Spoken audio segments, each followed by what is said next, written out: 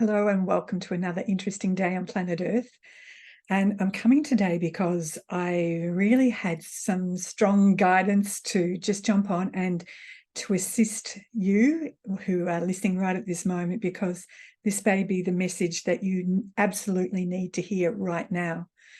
So in our world, especially where we are in Australia, there are a lot of different, what we call foreign events. There's a lot of different narratives out there. And of course, the media plays that up and really puts it in our face. And I wanted to come to you so that you could understand the science of spirituality from the aspect of creation.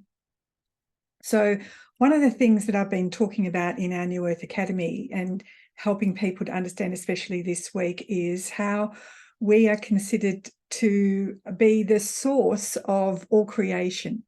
And so that's why humans are very much needed, because we are creators. Our mind focuses on something and then we ruminate it and mull over it and think and think and think. And then we actually send a standing wave into the field, the unified field when we live, and it then helps to create it. So this is how it works in reverse when somebody wants to put an agenda into the field. So currently going around in all the media, not media, I should say social media, or what I call the back channels off the main area, is that there is a possible scenario again that we all lived through a few years ago. So the scenario where nappies have to be worn again, where there is potential to be housed within our properties and nowhere else. And I think you all get an idea of what I'm saying without directly saying it, because I can't say things directly anymore without being censored. So what happens is that's seeded into the collective consciousness, because we're not separated in the unified field. We're all interconnected. And how does that work if you're even looking at geometry? Well, have a look at the image behind me and you can see how there's concentric circles that are forming a pattern. And as if every concentric circle that's there is us in the field. And so what we're ever creating within our field is having an effect on all the other concentric circles. So our thinking affects. So first of all, the seed is planted, whether it's positive or negative, into the field. And then what happens, it's almost like a little test from the dark aspects of our world. It's like, can I trigger you to spiral you down into negative thinking and harness your emotions to absolutely focus on what we've put in the field? And so what's happening with people is they're being tested. Now, this can happen absolutely outside of you in the world events. So that's where you could be tested, or it could be even in family and friends, or in work where you're tested, where there's a little drama playing out. And in the past, it might have been a massive trigger for you for, diving in and getting very emotional about it and, getting angry or whatever. So it's a little test to see, are you still hooked into that old way, or have you evolved into another way of thinking? So what happens is that it finds that little weakness that may be still within you and basically creates a little drama out there that has the same theme. And then what happens is, if you really engage in it, then you hook into it. It's like a hook in there, and then you're helping to create that in the outer world. So it's really important for us to be the observer of what's happening. And how I've guided people through our community is to be the observer of the things that are happening. So, for instance, in a reaction to the agenda again, to try to keep us constricted again and play a fake world scenario, it requires us to engage in it for it to happen. They need us to create it. So you step back and you go, isn't that interesting? And watch, just as your mind would normally hook onto that and start to dive in and pull it apart and start to really get into the fear of it or what that means or the restrictions. And just watch as your mind starts to pick the thread of that. And as soon as it does, then you just need to disengage. And it's simple as, a couple of little statements. I do not accept that information. That's one thing, because you are extremely powerful, and this is what they don't want people to discover. I do not accept this information. One of my friends says, not on my timeline. This is not going to happen. Or if you're not really good at that, just like, I don't know, that's not for me. And then actually distract yourself with something else. Going to listen to some beautiful solfeggio frequency music, or go into nature, but really take your mind and your consciousness out of the program, or out of engaging in the thoughts. Now, collectively on the planet at the moment, everybody's getting pressured. And the one area that they can really create weaknesses or see how people respond is financially. And there's probably not too many people on the planet that aren't feeling the pinch as the walls start to come in further and further, and to try to suck out any life force that you have in you, to doubt that you are connected to something grander than just yourself, to place seeds of doubt in you. And it's really important to be able to have some tools to jump out of that. And so there's lots of different ways to do that. We have a beautiful dear friend who has one of the energy enhancement systems that we go into every week. And this creates a scalar field, 0 point. And while we're in there, we are consciously creating. We always go in there with an intention. Absolutely. It's sometimes we just fall asleep, which is pretty natural, but we go in there with an intention. And why we go in the scalar field? Because there's no distortions in the scalar field. There's only that pure 0 point of love in that field. But if you haven't got access to that, what can you do? Well, a couple of things, as I mentioned just previously. Go and listen to some solfeggio frequencies. 528 is a beautiful one for the heart. But any of the solfeggio frequencies in music you can listen to. You can jump on YouTube and find some. Definitely go into nature, because it's very hard to have any discordant thoughts while you're in the beauty of nature. And just take a moment to really immerse in that. And important also to really be connected to your body, because our body is also responsible for creating. So when you spend some time, if it's 5 minutes or even 3 minutes, just breathing into your belly and then switching it up and breathing into your chest. And you can breathe in for a count of 7, hold it for a count of 7, and then release for a count of 7. And if you do that 7 times, that will help to not only oxygenate your body physically, but it will signal to your mind to that you're not in fight or flight.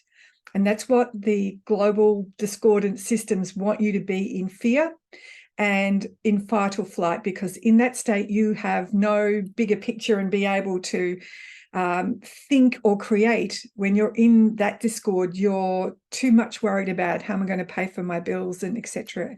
So that's not the place to create. So while all the discordance is happening, and why it sort of seems like it's escalating, is because we are in a grand awakening. And if you look, I had a conversation with somebody the other day. We were talking about the last 3 years in the context of how has this benefited me. And I had lunch with some of what I would call my 3D friends the other day, who thought last time we met together, they thought I was an absolute nutter, and probably still do. And basically, when we went out to lunch this week, I was really surprised to hear, wow, they've had a total switch in some of the areas where they didn't believe that systems would want to hurt them in any way. And in fact, they're starting to see, oh, yeah, there's nothing nice happening. But what has happened with all that, it's allowed people to really see for themselves. And that's why this is why we're in these times. And especially for those of you who I'm speaking directly to now, who knew from the beginning there was something in their heart that they knew, I was here for this time. And I hold the light for all those who still haven't been able to see exactly what's going on. So it's really important to have some practice for yourself each day. Away, don't pick up the phone and listen to what's going on in the outer world. First, you start in your inner world, and it can be easily as simple as setting up your day while you're lying in bed and waking up. Just some deep breathing will help. This week, we created a beautiful field for people to step into as far as some geometry. So their day is a way of using some of beautiful geometry to help to set up their space. So in letting somebody else invade your space, they set up their space. And you could also use one of Grigori Grabovoy's beautiful tools in a sphere with a number sequence in that for harmonizing the day, and a beautiful one for harmonizing this moment is 71042. So some of those number codes are really, in number sequences, are really easy for me to remember, and others are quite long. But so they're different ways that you can help to start the day in your process of creation, and then be very mindful in the moment, especially when there's information coming from the outside world. And, if somebody's talking to you and it's triggering you, then very easy. I do not accept this information. Another beautiful term that we use, and it has a beautiful visualization with it, if you can think about it, around our solar plexus is the sphere of the collective consciousness. This is where we're connected to everyone. And so some beautiful words that we learned through our training was, I take my sphere of consciousness out of the sphere of the collective consciousness, materialization in front of the backdrop of the creator's soul. So a bit like me behind me, this is the creator's soul. This is the beautiful multiverse that we're in, and I'm standing in front of the backdrop. The next part to that is, I take my sphere of consciousness into the sphere of favorable development of the creator, regeneration of my physical body, materialization in front of the backdrop of the creator's soul. So there are a couple of things that I learn, especially when the outer world is trying to push on me. And I don't know about you, especially when there's lots of different agendas going, sometimes it feels like there's too much information, like everything's coming at you and you can't take in anymore. And that's when I'm really going to encourage you to go and hug a tree, go out into nature, stop and look at the beauty that's around you. And the other thing is to look back. If you have seeds of doubt, or you're lost your faith in something grander, look back to where you are now and look back and say, have I got to this point? And am I in this moment safe within myself? Has things worked out for me to benefit me currently? Have all the events over the last 3, nearly 4 years actually helped me to gain a deeper faith within myself, or help me reach out and really find those people who think like me, so I feel like I have a solid network around me. We have our beautiful E = VS community, so that I know they keep telling me, thank God we've had this over the last nearly 4 years. So start to see how there is something greater than you that is guiding you, and to have that faith in that and see from the past how everything's worked out to benefit you in some way, then helps to give you that chance to step into the future and understand that you'll be guided and protected in the same way as you have in the past. Now, I'm not saying there hasn't been challenges for people. Definitely, I know people are challenged financially. And so really, when that little hook comes in and you've pressured by another bill, it's very easy to think, how am I going to get out of this? They're just pressuring me. And just understand that we are in control of the whole situation. You have an issue with a bill or etc., you ring them up and say, I have issues paying for things at the moment, and you're not the only one. And so when I discuss with people around money, most people earn their money and pay their bills, and that's what the systems want you to do. They want you to work for them. And we are sovereign divine beings. We are not meant to be slaves to a system. And the more you can get that into your heart, that you are a divine aspect of creation, of creator, and that as that divine aspect, I'm going to create in a different way.